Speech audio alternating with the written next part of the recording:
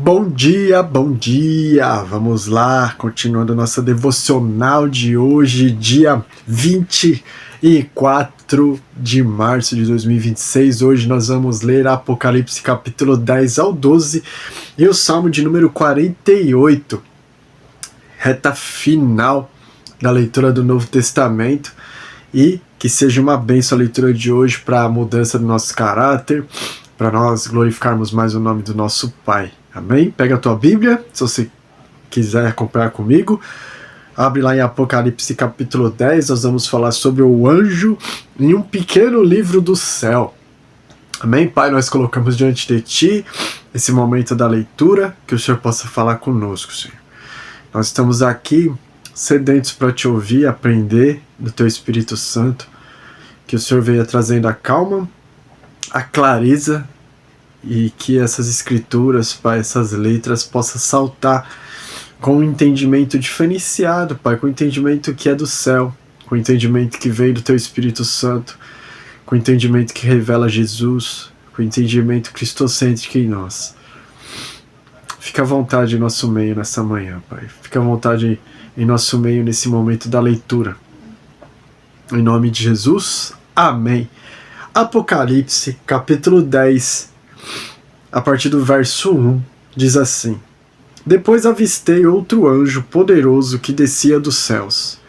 Estava ele envolto numa nuvem, e havia um arco-íris sobre a sua cabeça. Sua face era como a luz do sol, e suas pernas como colunas de fogo. Ele segurava um livrinho que estava desenrolado em sua mão. Então colocou o pé direito sobre o mar, e o pé esquerdo sobre a terra. E bradou com grande voz, com um forte rugido de leão. Assim que ele ergueu o seu clamor, os 7 trovões soaram suas poderosas vozes. E quando os trovões terminaram de fazer ecoar suas palavras, eu já ia escrever, quando eu vi uma voz do céu que ordenava: guarda o que os 7 trovões disseram e não escrevas. O anjo, que vinha em pé sobre o mar e a terra, levantou a mão direita em direção ao céu e jurou por aquele que vive pelos séculos dos séculos e que criou o céu, a terra e tudo o que neles existe, exclamando: Eis que não haverá mais demora, e que nos dias da voz do 7º anjo, quando ele estiver para soar a sua trombeta, o mistério de Deus se completará, exatamente da maneira como ele anunciou aos seus servos os profetas. Então a voz que eu havia ouvido do céu falou comigo uma vez mais, ordenando: vai e recebe o rolo aberto que está na mão do anjo que se encontra em pé sobre o mar e sobre a terra. Em seguida, me aproximei do anjo e lhe roguei que me desse o livrinho, ao que ele me declarou: pega-o e come-o. Ele lhe será amargo no estômago, todavia doce como o mel na boca. Peguei o livrinho da mão do anjo e comi depressa, e de fato ele era doce como o mel ao paladar, contudo assim que eu engoli, meu estômago ficou muito amargo. Então recebi a seguinte orientação: é necessário que profetizes novamente a respeito de muitos outros povos, nações, línguas e reis. Capítulo 11. Então foi-me entregue um caniço, semelhante a uma vara de medir, e também recebi a seguinte orientação: prepara-te e mede o templo de Deus, o seu altar, e conta os adoradores que lá estão reunidos. Contudo, não consideres o pátio exterior, não tome suas medidas, pois ele foi entregue aos que não são judeus. Eles pisaram a cidade santa durante 42 meses. Concederei poder às minhas 2 testemunhas, a fim de que profetizem durante 1260 dias em trajes escuros de pano de saco. Essas testemunhas simbolizam as oliveiras e os 2 candelabros que permanecem firmes na presença do Senhor na terra. Se alguém tentar causar-lhes algum dano, da boca deles sairá fogo que devorará os seus inimigos. Portanto, é assim que deve ser destruída qualquer pessoa que intentar contra suas vidas. Esses homens têm a capacidade de trancar o céu, de maneira que não chova durante o tempo em que estiverem profetizando, e têm o poder de transformar a água em sangue e ferir a terra com toda espécie de flagelos, tantas vezes quantas ordenarem. Quando eles tiverem então concluído o testemunho que devem pregar, a besta que surge do abismo os atacará e prevalecendo contra eles os ferirá de morte. Os seus cadáveres ficarão expostos na rua principal da grande cidade, que simbolicamente é denominada Sodoma e Egito, onde da mesma forma foi crucificado seu Senhor. Durante 3 dias e meio, gente de todos os povos, tribos, línguas e nações contemplarão seus corpos mortos e não permitirão que sejam sepultados. Os habitantes da terra, muitos se alegrarão pelo que aconteceu com as testemunhas e festejarão, mandando presentes uns aos outros, porquanto esses 2 profetas tinham afligido os que viviam na terra. Entretanto, depois de 3 dias e meio, Deus soprou em seus corpos o espírito da vida e eles tornaram a ficar em pé, e um enorme pavor tomou conta de todos quantos ouviram. Então eles ouviram um grave voz que se projetava dos céus e lhes ordenou: "Subi vós para cá!" E elevaram-se ao céu numa nuvem, e os seus inimigos as observavam atônitos. Naquele momento houve um grande terremoto e desabou a 10ª parte da cidade. 7.000 pessoas morreram nesse terremoto, e os sobreviventes ficaram aterrorizados e expressaram glória ao Deus dos céus. Assim transcorreu o segundo do Ais, e o terceiro virá sem demora. A 7ª trombeta, versículo 15. Então o 7º anjo fez soar sua trombeta e aconteceram no céu fortes vozes que proclamavam: "O reino do mundo se tornou de nosso Senhor e do seu Cristo, e ele reinará pelos séculos dos séculos." Os 24 anciãos que estavam assentados em seus tronos diante de Deus prostraram-se sobre os rostos e adoraram a Deus, e declaravam: "Graças te damos, Senhor Deus Todo-Poderoso, que és e que eras, porquanto assumiste o teu grande poder e começaste a reinar. De fato as nações se enfureceram, chegou todavia a tua ira. Eis que é chegado o tempo de julgares os mortos e de recompensares os teus servos, os profetas, os teus santos e os que temem o teu nome, tanto os pequenos como os grandes, e a hora de destruíres os que assolam a terra." Nesse momento se abriu o santuário de Deus nos céus, e ali foi observada a Arca da Aliança.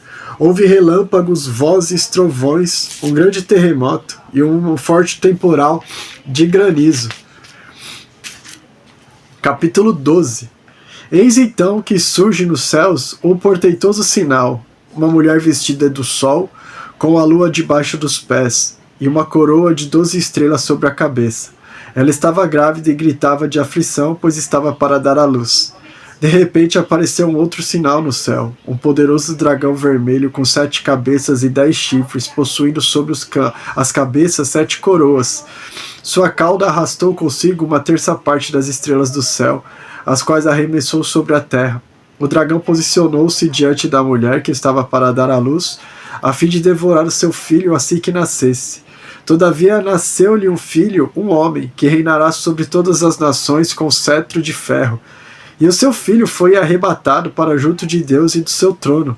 A mulher fugiu para o deserto, para um lugar que lhe havia sido preparado por Deus, para que ali a sustentassem pelo período de 1260 dias. Houve então uma guerra nos céus.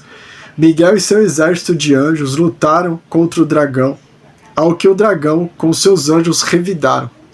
Contudo, estes não foram suficientemente poderosos e dessa maneira perderam seu lugar nos céus. Assim, o grande dragão foi excluído para sempre. Ele é a antiga serpente chamada Diabo ou Satanás, que tem a capacidade de enganar o mundo inteiro. Ele e seus anjos foram lançados à terra. Então, ouviu uma voz grave que vinha dos céus proclamando: "Eis que agora chegou a salvação, o poder e o reino de nosso Deus e a autoridade do seu Cristo, pois foi expulso o acusador de nossos irmãos, o mesmo que os denuncia de dia e de noite perante o nosso Deus. Eles, portanto, o venceram por causa do sangue do Cordeiro e por intermédio da palavra do testemunho que anunciaram, posto que face a face com a morte não amaram mais a própria vida. Sendo assim, celebrai, ó céus, e vós os que neles habitais. Entretanto, ai da terra e do mar, pois o diabo desceu até vós, e ele está totalmente encolerizado, porquanto sabe que pouco tempo lhes resta para o seu fim." Quando, pois, o dragão se viu atirado para a terra, empreendeu forte perseguição à mulher que dera à luz o menino. Então foram entregues à mulher as 2 asas da grande águia, a fim de que pudesse voar até o local que lhe havia sido planejado no deserto, onde seria sustentada pelo período de um tempo, tempos e meio tempo. absolutamente fora do alcance da serpente. E foi por essa razão que a serpente fez jorrar água da sua boca como se fosse um forte rio, com o objetivo de alcançar a mulher e arrastá-la com a correnteza. Contudo, a terra cooperou com a mulher, abrindo a boca e devorando o rio que o dragão fizera jorrar da sua boca. Então, irou-se tremendamente o dragão contra a mulher e partiu para atacar o restante da sua descendência, os que obedecem aos mandamentos de Deus e se mantêm fiéis ao testemunho de Jesus. E assim o dragão se colocou em pé sobre a areia do mar. Então, explicado ali a tantas perseguições que você leva por professar fé em Jesus, por ler a palavra, por levar a sério a Bíblia. Está explicado para você o nível da batalha, né? Para nós finalizarmos a leitura de hoje, Salmos 48, a cidade de Deus o louva. E o Salmo 48 diz assim, esse é um salmo dos coraitas: grande é o Senhor e digno de todo louvor, na cidade de nosso Deus. O seu santo monte, belo e altaneiro, é a alegria de toda a terra. O Monte Sião tem, do lado norte, a cidade do grande rei. Em seus palácios, Deus se faz conhecer como alto refúgio. Por esse motivo, eis que os reis somaram suas forças e juntos avançaram contra a cidade. Contudo, quando a contemplaram, ficaram pasmos e fugiram aterrorizados. Ali mesmo o pavor os dominou. Contorceram-se como a mulher no momento do parto. Foste como o vento oriental, quando destruiu os navios de Tarsis. Como já temos ouvido, agora também temos visto na cidade de nosso Deus. Deus a preserva inabalável para sempre. No meio do seu templo, ó Deus, meditamos em teu amor misericordioso, como teu nome, ó Deus. Assim o teu louvor se estende até os confins da terra, a sua destra está repleta de justiça. Rejubile-se ao Monte Sião, exultem as cidades de Judá por causa de todos os teus santos julgamentos. Desfilai em torno de Sião, contai-lhes as torres, apreciai suas fortificações, contemplai seus palácios para anunciar a geração vindoura. Este é Deus, o nosso Deus, para todo sempre. Ele é quem nos guiará, mesmo além dessa vida. Glória a Deus por isso, né? Que o Senhor possa te abençoar muito, ricamente. Amém, Pai? Obrigado pela leitura, obrigado por nos ensinar, obrigado por nos mostrar que o Senhor já venceu naquela cruz, Jesus, e através do teu sangue derramado, os anjos conseguiram vencer dragão naquela batalha dos céus.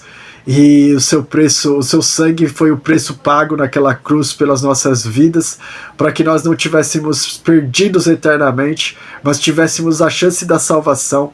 E hoje nós dizemos sim ao Senhor. Sim, Jesus. Aceitamos e queremos estar contigo, aceitamos o Senhor como nosso Senhor e Salvador. E que o Senhor possa nos aceitar também, e nós possamos caminhar juntos em intimidade, em conexão, te seguindo, servindo, exaltando, glorificando o teu nome. Continua falando conosco através da leitura, através das experiências desse dia, e que nós possamos em tudo dar graças ao Senhor, glórias ao Senhor, devolver a glória que te pertence. Que o Senhor possa estar junto conosco, conceder a sua graça e misericórdia em mais esse dia oportuno, Pai. Em nome de Jesus, amém e amém. Que Deus te abençoe poderosamente.